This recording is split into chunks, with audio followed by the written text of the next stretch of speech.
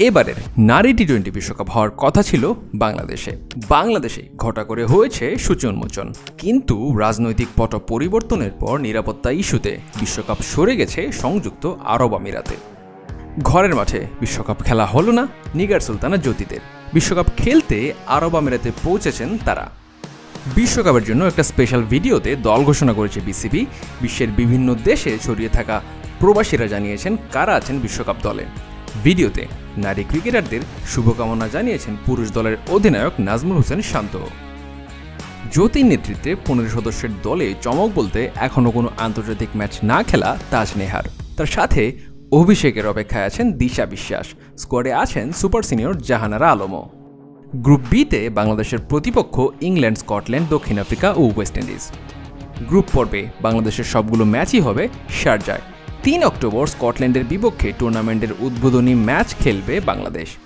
5, 10 ও 12 October group পর্বের বাকি 3 match খেলবে। 2014 সালে প্রথমবারের মতো টি-20 বিশ্বকাপ খেলেছিল বাংলাদেশ। সেই আসরে এসেছিল 2 জয়। এরপর টানা 4 আসরে জয়হীন।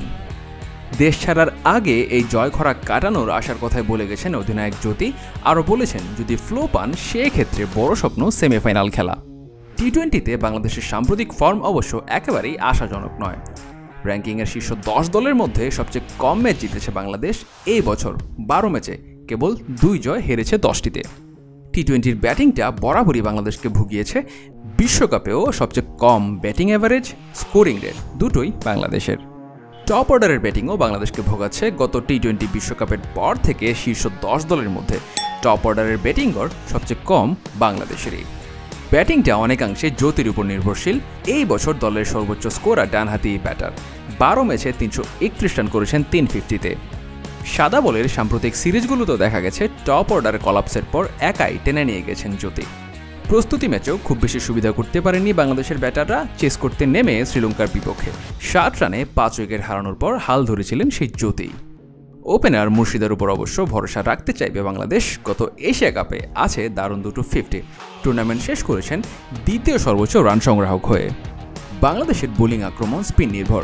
2 লেগেই ফাহিমা ও রাবেয়া খানের সাথে আছেন অভিজ্ঞ বাহাতি স্পিনার নাহিদা আক্তার। সর্বশেষ এশিয়া কাপে রাবেয়া নাহিদা দুজনে নিয়েছেন 5টি করে উইকেট। দলের super senior pacer Jahanara Alam. Asia cup দিয়ে টি-20 দলে ফিরেছেন তিনি। তার অভিজ্ঞতার ওপর ভরসা খুঁজবেন জ্যোতি। তবে মারুফার দারুণ গতির ইন সুইং সিম মুভমেন্টও দারুণ ইফেক্টিভ। গত টি-20 বিশ্বকাপের পর 12 উইকেট নিয়েছেন এই তরুণী।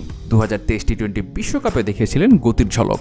কয়েকটি পরিবর্তন ছাড়া 2023 সালের বিশ্বকাপ দলের বেশিরভাগই আছেন এবারের বিশ্বকাপ দলে। পজিটিভ ব্যাপার হলো ঘুরে ফিরে এই গ্রুপটাই খেলেছে দ্বিপাক্ষিক সিরিজ ও এশিয়া কাপের মতো টুর্নামেন্টে। দেখার অপেক্ষা টিমের কেমিস্ট্রি কাজে লাগিয়ে বাংলাদেশ দীর্ঘদিনের বিশ্বকাপ জয় খরা ঘোচাতে পারে কিনা।